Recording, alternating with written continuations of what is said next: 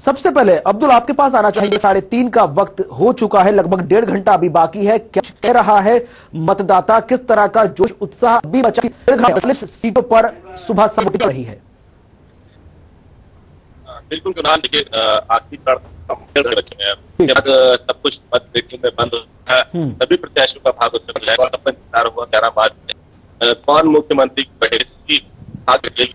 बिल्कुल सही कहा आपने। और मतदाताओं की बात करें तो सुबह से काफी उत्साह रहा है।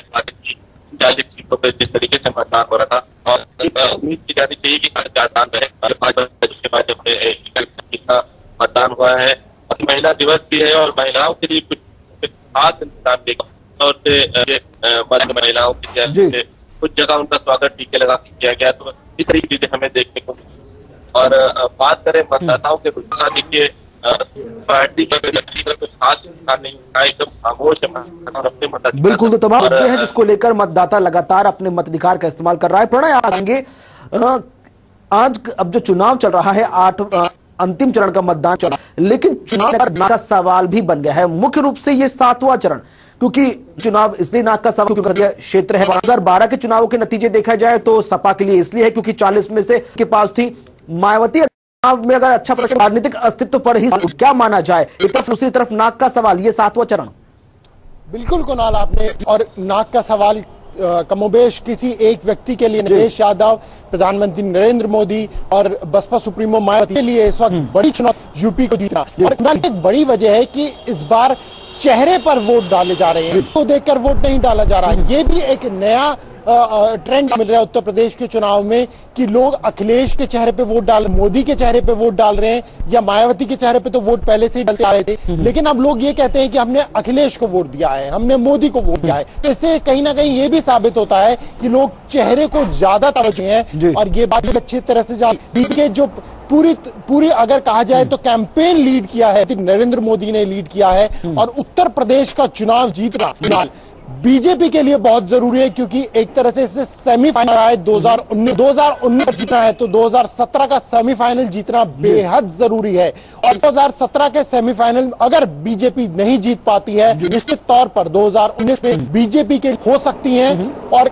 खास तौर से ऐसे समय में जब इस वक्त बीजेपी इतने ज्यादा सांसद, आज तक इतने सांसद कभी भी उत्तर प्रदेश से नहीं आए हैं पार्टी के लिए, ऐसे में इतने सांसद होने के बाद बीजेपी के ऊपर बीजेपी की लोगों की उम्मीद कहीं ज्यादा अधिक होती है। तो यही देखना होगा कि आखिरकार लोग जिस तरह से लोकसभा में देखने को मिला था कि बीजेपी को मिला था, तो वो मैंडेट क्या विधानसभा में भी जारी रहेगा, या फिर लोग एक बार फिर अखिलेश यादव के साथ जाना पसंद करेंगे? बिल्कुल, तो कहीं ना कहीं कई चीजें ऐसी हैं। अब्दुल भी लगातार हमारे साथ जुड़े हैं। अब्दुल, आप जानना चाहेंगे, क्या कुछ आपकी बात हुई होगी मतदाताओं से, क्या कुछ मत नजर आ रहे हैं? क्या जिस विकास के एजेंडे पर उन्होंने पहले दान देखा था कि आज भी कायम है, या फिर इस दौरान काफी हद तक जो आरोप प्रत्यारोप रहे, जिस तरह से रैलियां हुई, जिस तरह से रोड शो हुए, उसका भी कुछ असर पड़ा है मतदाता से उत्साह जिस तरह की आप बात कर रहे थे? अगर बात करें तो मतदाता तो हमेशा ही विकास चाहता है, अपने क्षेत्र का विकास चाहता है और देश का भी विकास चाहता है। जिस तरीके से राजनीतिक पार्टियां जब एजेंडे तैयार करती हैं, जब मैंने तैयार करती हैं, बड़ी बड़ी बातें करती हैं, तो उसमें विकास के दावे होते हैं और इस तरीके की बड़ी बड़ी बातें करती हैं। लेकिन जिस तरह का उत्तर प्रदेश का देखा होगा कि धीमे धीमे जिस तरीके से चुनाव बढ़ता गया और चरण आगे बढ़ते गए, जो विकास के दावे थे, जो विकास की राजनीति वो कहीं किनारे होती गई है। और उसके बाद जो दूसरे मुद्दे हावी होते चले गए,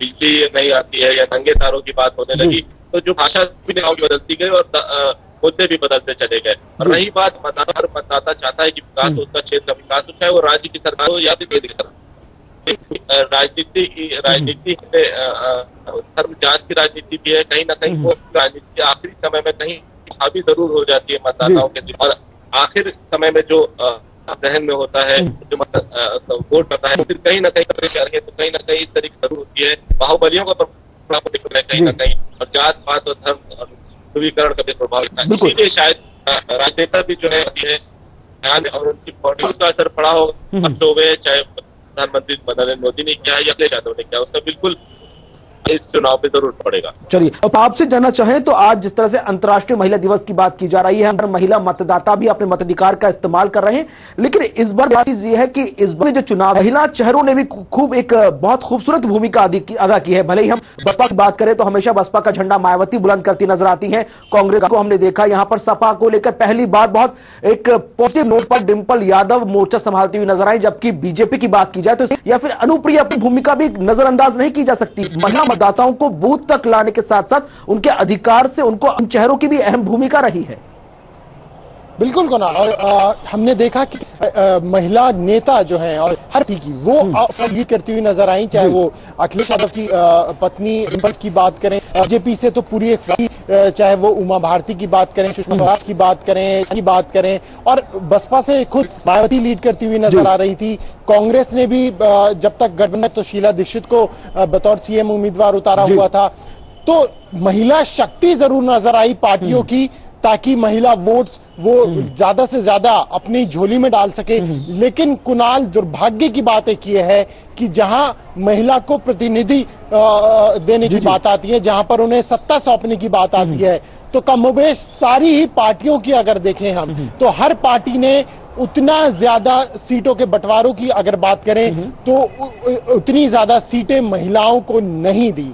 महिला उम्मीदवार हर पार्टी के अंदर बेहद कम नजर आई, जो कि एक चिंता का विषय है। और उम्मीद यही की जाती है कि आने वाले समय में पार्टी इस मुद्दे पर भी गंभीरता से सोचे और आने वाले समय में जब बात उन्हें सत्ता सौंपने की हो तो काफी ज्यादा सीटें महिलाओं के लिए भी रखे, क्योंकि चाहे बीजेपी की बात करें या सपा की बात करें या बसपा की करें या कांग्रेस की करें, आप सभी के उम्मीदवारों की लिस्ट देख लीजिए और अहद इस पे और भी अच्छी तरह से बता पाएंगे कि कितनी ज्यादा कम संख्या में महिलाओं को इस बारी पार्टियों ने उम्मीदवार के तौर पर खड़ा किया है। अब्दुल से ही बात करते हैं कि अब्दुल, जिस तरह से हम बात कर रहे हैं, आज आधी आबादी की अंतर्राष्ट्रीय महिला दिवस है, महिला मतदाता लगातार अपना वोट भी दे रही हैं। महिलाओं के मुद्दे क्या हैं, क्या उनसे आपकी बात हो पाई है कि किन चीजों को ध्यान में रखते हुए उन्होंने अपना वोट दिया, क्योंकि कई ऐसे मुद्दे थे जिसको कहीं ना कहीं पॉलिटिकल पार्टीज भी नजरअंदाज करती हुई नजर आई।